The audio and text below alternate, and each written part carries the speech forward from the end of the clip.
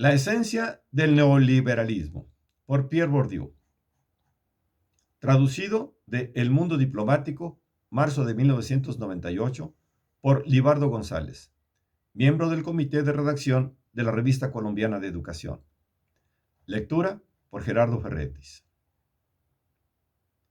Se puede afirmar que el mundo económico es, tal como lo desea el discurso dominante, un orden puro y perfecto que desplaza sin compasión la lógica de sus resultados previamente establecidos y que está listo a reprimir toda infracción por medio de sanciones aplicadas ya de manera automática o ya, en casos excepcionales, por medio de sus brazos armados, el FMI y la OCDE, así como de las políticas que estos imponen, tales como la disminución del costo de la mano de obra, la reducción del gasto público y la flexibilización del trabajo.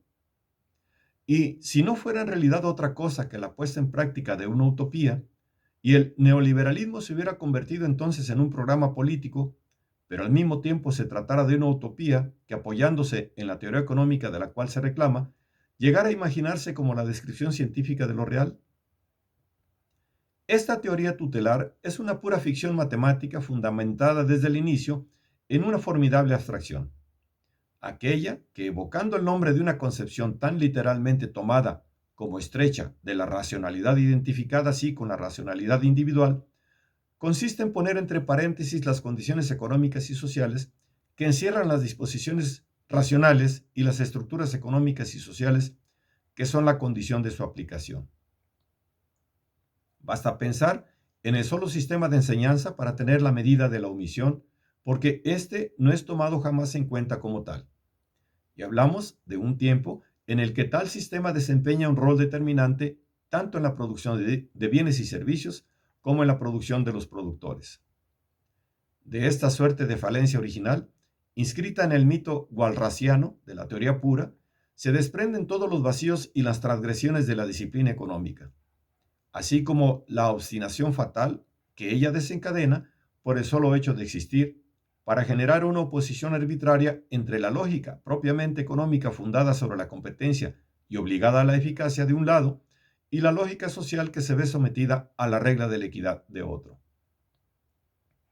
Expresado así, esta teoría dessocializada y deshistoricizada en el origen, posee hoy más que nunca los medios de realizarse, de hacerse empíricamente verificable. En efecto, el discurso neoliberal no es un discurso más, como en el discurso psiquiátrico, como en el discurso psiquiátrico en el asilo, según Erving Goffman, es un discurso fuerte que no es tan fuerte ni tan difícil de combatir si no fuera porque tiene a su favor todas las potencias de un mundo de relaciones de fuerza que contribuyen a hacer de él lo que es, sobre todo cuando orienta las preferencias económicas de aquellos que dominan las relaciones económicas.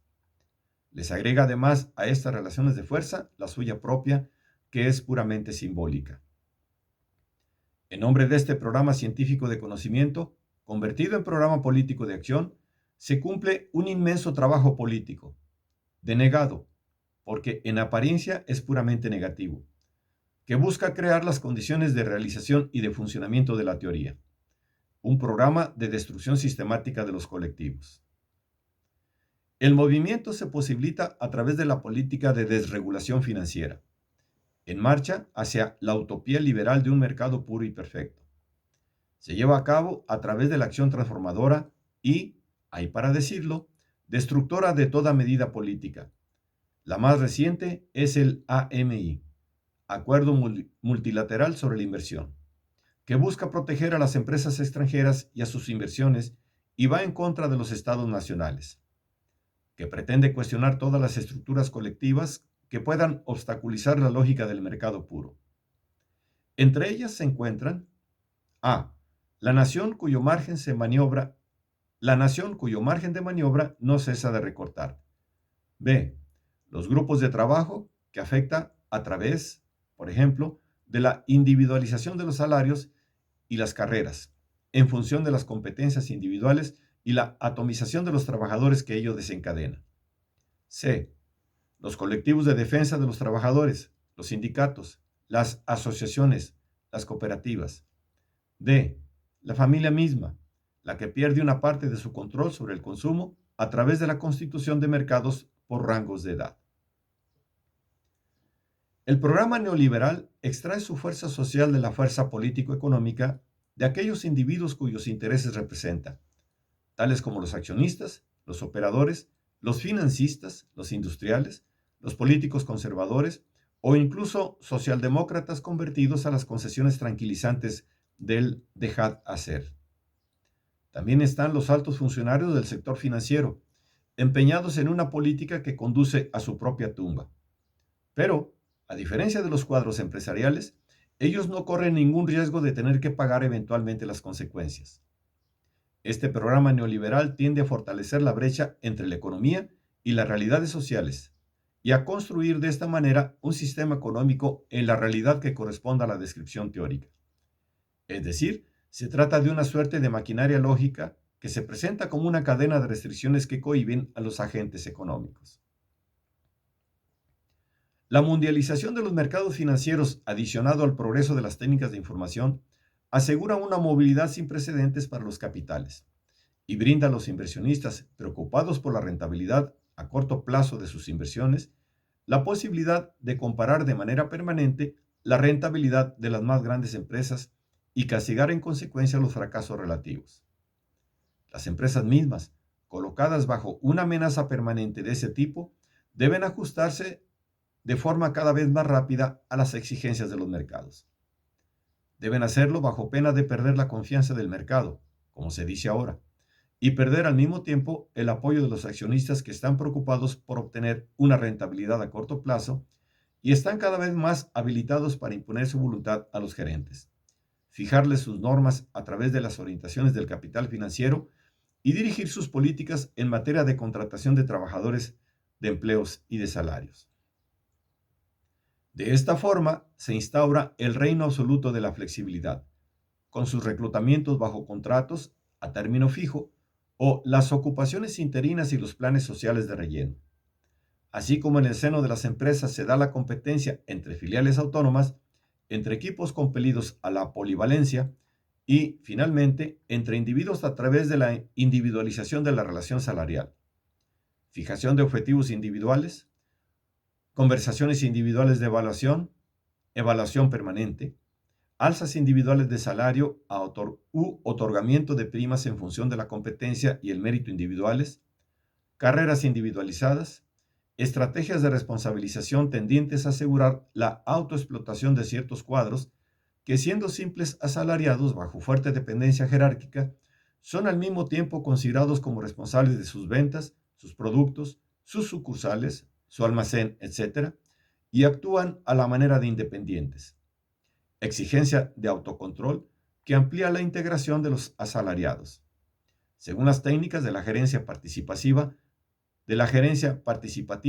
que va más allá de las tareas previstas para el cargo. Existen otras tantas técnicas de sujeción racional que concurren a debilitar o abolir las señales y las solidaridades efectivas, imponiendo las sobrecargas en el trabajo y no solo en los puestos de responsabilidad o en el trabajo de emergencia.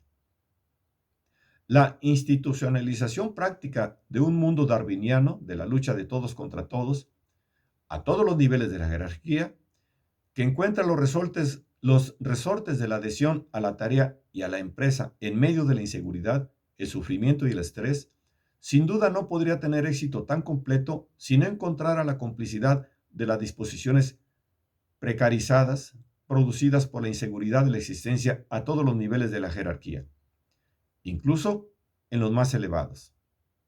Se da entre los cuadros, sobre todo, la existencia de un ejército de reserva de mano de obra domesticado por la precarización y la amenaza permanente del desempleo.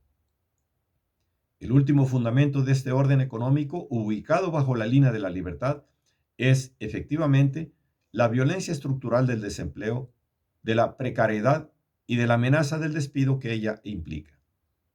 La condición del funcionamiento armonioso del modelo microeconómico individualista reside en un fenómeno de masas, en la existencia del ejército de reserva de los desocupados. Esta violencia estructural pesa así sobre lo que se denomina el contrato de trabajo, sabiamente racionalizado y desrealizado por la teoría del contrato. El discurso de la empresa no ha hablado tanto de confianza, de cooperación, de lealtad y de cultura de la empresa como en una época en la que se obtiene la adhesión a cada instante desapareciendo todas las garantías temporales. Las 3/4 partes de los enganchados están a término fijo. La proporción de empleos precarizados no cesa de crecer. Los despidos individuales tienden a quedar por fuera de toda restricción. Se ve entonces cómo la utopía neoliberal tiende a encarnarse en la realidad de una suerte de maquinaria infernal, cuya necesidad se impone a los mismos dominadores. Tal como el marxismo en otro tiempo, con el cual tiene bastantes puntos comunes bajo el mismo aspecto, esta utopía suscita una formidable creencia: la fe en el libre cambio, no solamente en los medios de quienes viven en él en forma concreta, como los financistas, los patrones de las grandes empresas, etcétera, sino en los de aquellos que extraen de él la justificación de su existencia, como los altos funcionarios y los políticos. Ellos sacralizan los poderes del mercado a nombre de la eficacia económica, la que exige el desmonte de barreras administrativas o políticas que puedan molestar a los detentadores del capital en la persecución puramente individual de la maximización de la ganancia individual, institucionalizada como modelo de racionalidad. Por esta razón, desean bancos centrales independientes que predican la subordinación de los estados nacionales a las exigencias de la libertad económica para los dueños de la economía, acompañada de la supresión de todas las reglamentaciones sobre los mercados, comenzando por a. el mercado de trabajo, b. la prohibición de incurrir en los déficits y en la inflación, c. la privatización generalizada de los servicios públicos y d. la reducción de los gastos públicos y sociales. Sin que compartan necesariamente los intereses económicos y sociales de los verdaderos creyentes, los economistas tienen bastantes intereses específicos en el campo de la ciencia económica para aportar una contribución decisiva a la producción y la reproducción de la creencia en la utopía neoliberal. No importa el estado de ánimo que los asalte a propósito de los efectos económicos y sociales de la utopía que ellos revisten de razón matemática. Separados durante toda su existencia y sobre todo por toda su formación intelectual, cada vez más abstracta, libresca y teoricista del mundo económico y social tal como es, ellos se inclinan de manera particular a confundir las cosas de la lógica con la lógica de las cosas. Tienen confianza en modelos que en la práctica ellos mismos no han tenido nunca la ocasión de someter a la prueba de la verificación experimental. Se ven impulsados a mirar desde arriba los aportes de otras ciencias históricas en las que no observan la pureza ni la transparencia cristalina de sus juegos matemáticos, y de los cuales ellos cada vez comprenden menos la verdadera necesidad y la profunda complejidad que las acompaña. De esa manera, participan y colaboran en un formidable cambio económico y social cuyas consecuencias inclusive pueden causarles horror. Pueden cotizar en el Partido Socialista y servir de consejeros a representantes suyos en las instancias de poder. Pero eso no puede disgustarles porque, a despecho de algunas falencias, imputables sobre todo a lo que ellos llaman las burbujas especulativas, tienden a convertir en realidad la utopía ultraconsecuente, como ciertas formas de locura, a lo cual ellos consagran su vida. A pesar de todo, el mundo está allí, con los efectos inmediatamente visibles de la puesta en práctica de la gran utopía neoliberal. No solo la miseria de una fracción cada vez mayor de las sociedades económicamente más avanzadas, en las que crecen extraordinariamente las diferencias en ingresos, sino la desaparición progresiva de los universos autónomos de producción cultural, como el cine, los libros, etc. Todo ello ha sido posible por la imposición abusiva de los valores comerciales, pero también y sobre todo por la destrucción de todas las instancias colectivas que puedan contrarrestar los efectos de la maquinaria infernal, en el primer rango de las cuales se encuentra el Estado depositario de todos los valores universales asociados a la idea de lo público.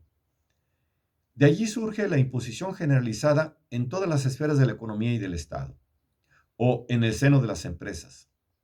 De esta suerte de darwinismo moral, que con el culto del winner, ganador, formado en las matemáticas superiores y en los saltos de la elasticidad, instaura como norma de todas las prácticas la lucha de todos contra todos y el cinismo. Se puede esperar que la extraordinaria masa de sufrimientos producida por un régimen político económico de tales proporciones se convierta un día en el comienzo de un movimiento que pueda frenar la carrera hacia el abismo. De hecho, nos encontramos aquí ante una extraordinaria paradoja. Los obstáculos que se interponen en el camino de la realización de un orden nuevo, que debe producir un individuo aislado pero libre, son considerados ahora como insumos de rigideces y de arcaísmos. Y toda intervención directa y consciente, por lo menos la que viene del Estado, sea ella de cualquier tipo, es de antemano sometida al descrédito y destinada a desaparecer en beneficio de un mecanismo puro y anónimo, el mercado, del que se olvida que es también el lugar en el que se ejercen los intereses. Pero resulta que en realidad la permanencia o la supervivencia de las instituciones y de los agentes del antiguo orden en vía de desaparición y toda la labor de todas las categorías de trabajadores sociales, así como todas las solidaridades sociales, familiares u otras, son las que hacen que no se hunda el orden social en el caos a pesar del volumen creciente de la población precarizada. El paso al liberalismo se cumple de manera insensible, más bien imperceptible, en todos los continentes, ocultando a todas las miradas sus efectos, los más tenebrosos a largo plazo. Estos efectos se encuentran también disimulados, de manera paradójica, por las resistencias que suscita ahora de parte de aquellos que defienden el orden antiguo, por el poder de los recursos que posee, por las solidaridades antiguas, por las reservas de capital social que protegen de la caída en la anomia a toda una parte del orden social actual. Capital que si no se renueva y no se reproduce, va en vías de extinción, pero no se agota de la noche a la mañana. Pero estas mismas fuerzas de conservación, tan fáciles de caracterizar como fuerzas conservadoras, son también desde otro ángulo fuerzas de resistencia a la instauración de un orden nuevo y pueden convertirse en fuerzas subversivas. Y se puede esperar después una esperanza razonable de lo que todavía queda de las instituciones estatales, así como de las disposiciones de los agentes, sobre todo los más ligados a las instituciones como a la pequeña nobleza de Estado. Fuerzas que tienen la apariencia de defender simplemente un orden caduco y sus socios correspondientes, como se les reprochará pronto. Estos deben empeñarse en inventar y construir un orden social que no tenga por única ley la persecución del interés egoísta ni la pasión individual de la ganancia, si quieren pasar la prueba de fuego. Así se dará lugar a colectivos orientados a la búsqueda racional de fines colectivamente elaborados y aprobados. Entre estos colectivos están las asociaciones, los sindicatos, los partidos, y cómo no dar lugar especial al Estado nacional, o para mejor decir, supranacional, es decir, europeo, etapa que marcha hacia un Estado mundial, que pueda controlar e imponerse eficazmente sobre los beneficios obtenidos en el mercado financiero y sobre todo capaz de confrontar la acción destructora que estos últimos ejercen sobre el mercado de trabajo. Para ello, tiene que organizar con la ayuda de los sindicatos la elaboración de la defensa del interés público. Quieran que no, es pura idea de contabilista, y en otro tiempo se diría de un tendero. Creer que hay que eliminarlo porque rompe la fórmula matemática, la que se presenta en la nueva creencia como la nueva suprema, la que se presenta en la nueva creencia como la forma suprema del desarrollo humano.